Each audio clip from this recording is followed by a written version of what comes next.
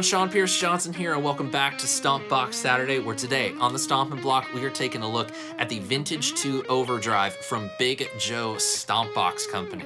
Now, before we get started and really getting in depth with this pedal, I just want to say I have not had it for very long, 2 weeks tops.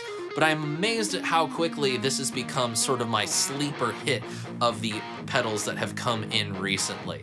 I have known about Big Joe for years, but this is my first experience with their pedals. They sent along the Vintage II Overdrive and their tremolo, and I am enjoying it immensely, especially this Overdrive. Now, despite its vintage moniker, it can do a little bit more than just be your vintage overdrive distortion tone. So let's get down to business. Let's throw the pedal up on the screen, take a look at the controls, talk about what they're gonna do to shape our tone, and I'll show you what I think is the most awesome feature of this particular pedal. Now, it's very simple, and it looks very awesome in this sort of raw aluminum enclosure. I just think it looks really cool. And then we have our basic controls of output, setting our overall volume level, drive, setting our drive, our distortion, the gain in the signal, and presence. It's interesting they choose to go with presence rather than a tone or a treble knob. And I feel like when I hear the results of moving that knob and sweeping it throughout its range, it really does occupy that presence frequency area. It's not quite that like ice picky high, and it's not quite treble. It's just a little bit more to help things cut through and, help with the note separation a little bit. But the magic control for this overdrive pedal is the character knob. Now, this isn't necessarily a knob like the rest of them. It's actually a 4-position rotary switch that allows you to select between 4 different sounds that the overall sound tone, overdrive tone, comes from the pedal. They have different frequency emphasis. Some are a little darker, some are a little harsher.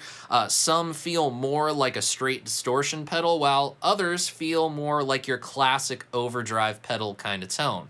So, to really see what this thing can do, I want to show you guys first the range of the drive and the presence knob. We'll find a nice unity gain setting on the output, and we'll sweep those knobs and see what all we can get out of them. And then we'll check out how the character knob affects one particular setting on the Vintage II. We're going to stick with the trusty Les Paul Studio for this, and if you have any other questions about signal flow, please do look down in the description below. So I'm going to tune up, we're going to go into the Rock Reverb 100, and let's check out the range of gain and the presence.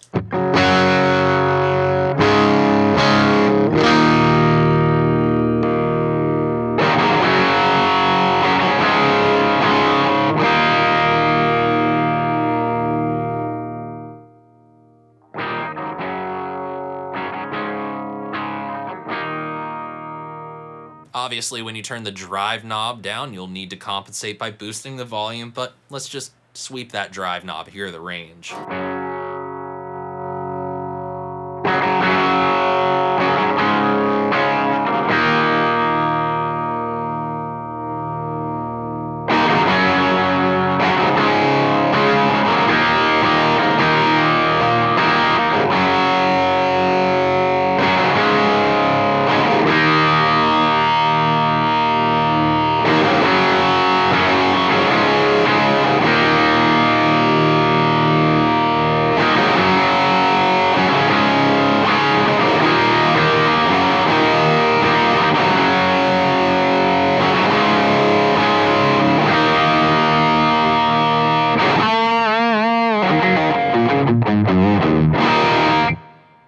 Even though this is vintage, it definitely has a little bit more gain to it than I might think a vintage flavored pedal would have. So back with the drive at 12 o'clock, let's check out the presence.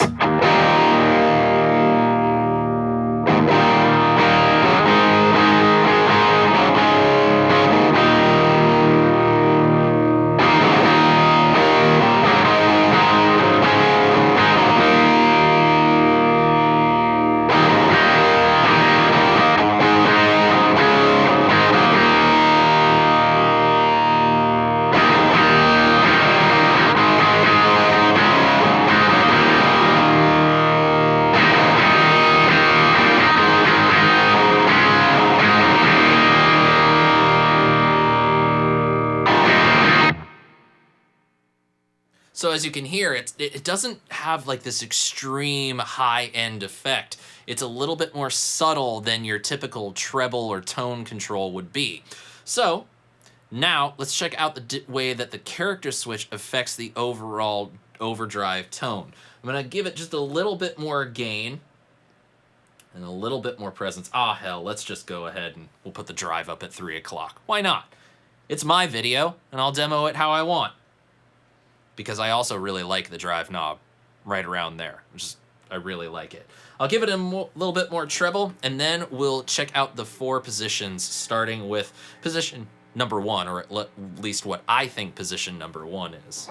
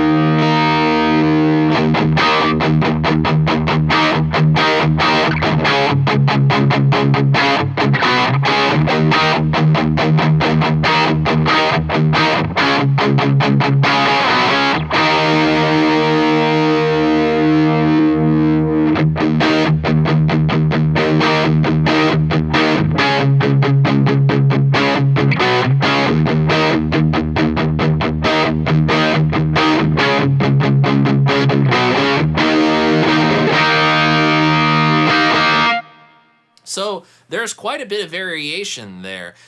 Position 3 definitely has the most aggressive tone to it. The others are a little bit darker, a little bit more friendly, definitely veer towards that, you know, amp in a box kind of idea where it's like a nice full range drive. Position 3 almost feels like it could be like a tube screamer. But, you know, who knows? Let's explore it a little bit. So, since there are 4 different characters to the overdrive, I would like to show you guys 4 sounds, my favorite with each of the character settings on the Vintage II. Now, with the drive set at 12 o'clock and using the presence to ever so slightly darken the tone, I find that position 1 on the character knob is a very good dynamic medium gain overdrive. It's just a general fun sound to play that I could just vibe on for hours. Let's check it out.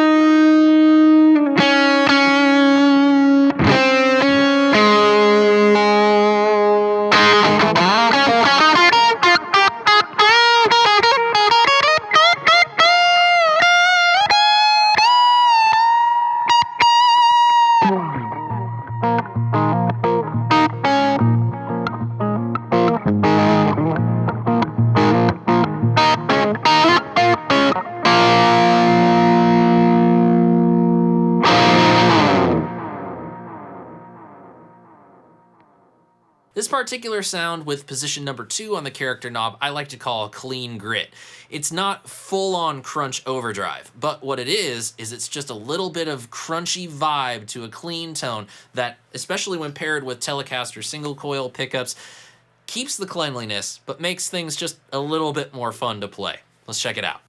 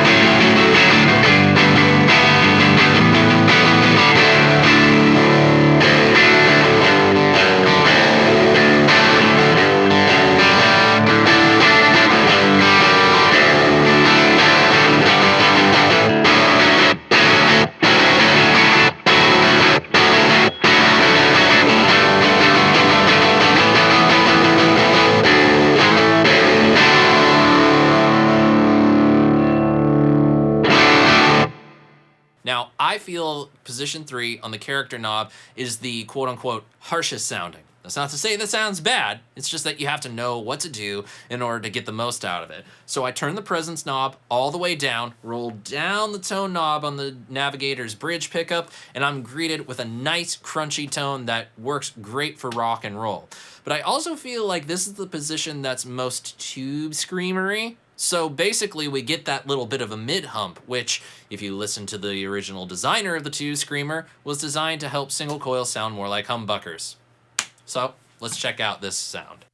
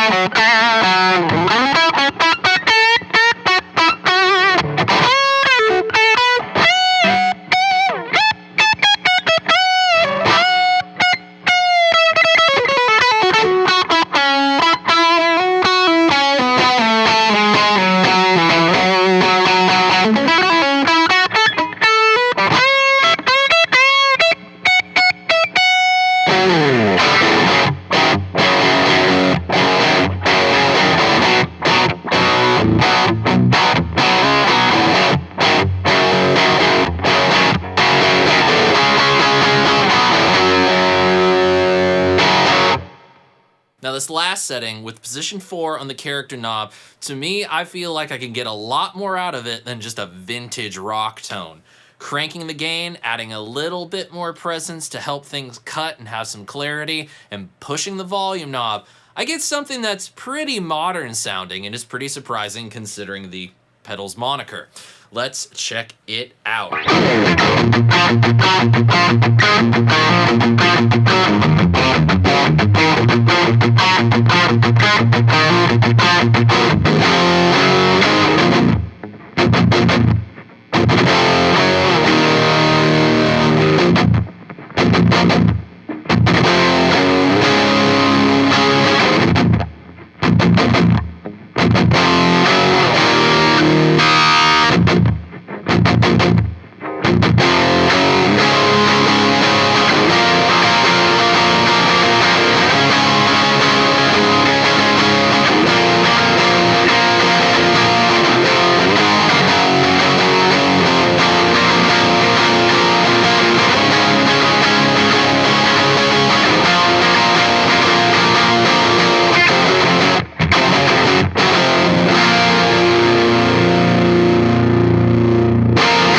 So that was your taste of the Vintage II Overdrive from Big Joe Stompbox Company. Now, when I'm trying out a company's pedals for the first time, I really want to spend some time with it. It gives me an overall idea of what the vibe of the company's product line is, what can I expect from them in the future, but also really decide whether or not this pedal and I are going to get along. I was very pleasantly surprised to see that with the first pedal that I've tried from Big Joe, that I got along with it immediately. Put all knobs at noon, turn the thing on, and it's like, wow, I barely have to do anything. And obviously there's been some exploration since, because not all these settings had knobs in and around noon. But that just gives you an idea of what you can expect when you plug in for the first time. If all knobs at noon sound awesome, that means everything else is going to be a piece of cake and you're going to get along with it. I also have the tremolo pedal, and that demo is coming up soon. So if you want to see that, make sure you click the subscribe button, turn on the notifications, because it might be coming up in just a few days. I don't know. I decide when the content comes out, don't I? I think. Anyway, thank you all so much for spending part of your Saturday with me. It is greatly appreciated. If you'd like to let me know your thoughts on the Vintage II, positive or negative, you can let me know in the comments section below. But if you want to see every video I make before anyone else in the world, consider becoming a patron and joining my Patreon page today. I will see you all next time with another pedal from Big Joe Stompbox Company. And until then, my friends, I'm Sean Pierce Johnson, wishing you all out there great tone and happy stomping. Cheers.